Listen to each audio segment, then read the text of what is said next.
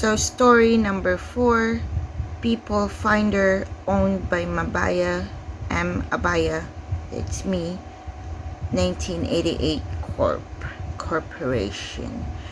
So the client logs in, entered a description, first name, last name, age, and then the continent to start searching.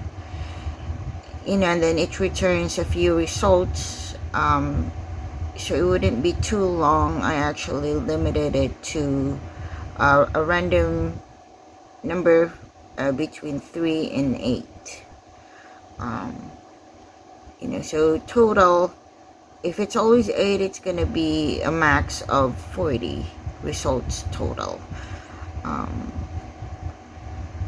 And it's using the data I have from before, the Squid Game, the chess player profiles, and then I later, most recently I applied it to Squid Game, so it generates profiles, people profiles, and but it actually doesn't have a vast,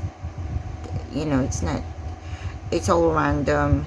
And I did add LT2 sheet from all other like the hobbies, the surname is there, but it's not much, and then it also returns the photo, and then the photo IDs it's also just recycled from Squid Game. And then my previous presentation, the feature to record the results wasn't there, so now I've created that so we can actually review what was the results. And so you can do that in the dashboard in sheet S04, dashboard number 1. You can review all the resulting people that might match the search. So it's not an exact match, so it just it kind of just estimated, and then tells you that maybe these are the people you're looking for. So like the age, it should be within like ±4, and then the name will contain the first name and the last name. So, but there could be a second surname, there could be a second first name, and then the locations are within the same continent, and the other information, religion, hobbies, education, these are all random.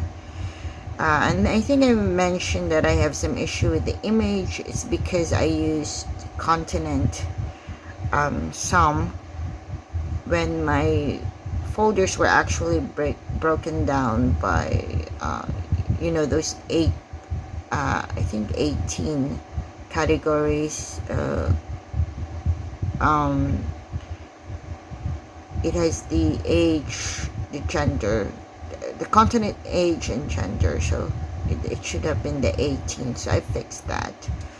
So that was just a confusion on my part, thinking that there were three main folders, but then there was a subdivision after that, subfolders after that. So that's now fixed, all of the images, and then I have the macro validate if the photo image existed. So it all says Y, there's no X. So all of the images were valid. So you see that all the images appeared.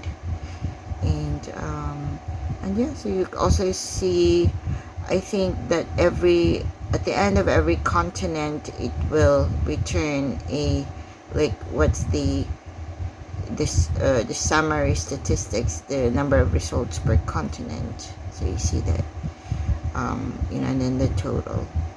So that's what changed, so. And what's next? Since we have the stored data, we can also print it. So that's also an option too, if you want to share it. So it can also be printed. So that would be something I'll be working on next.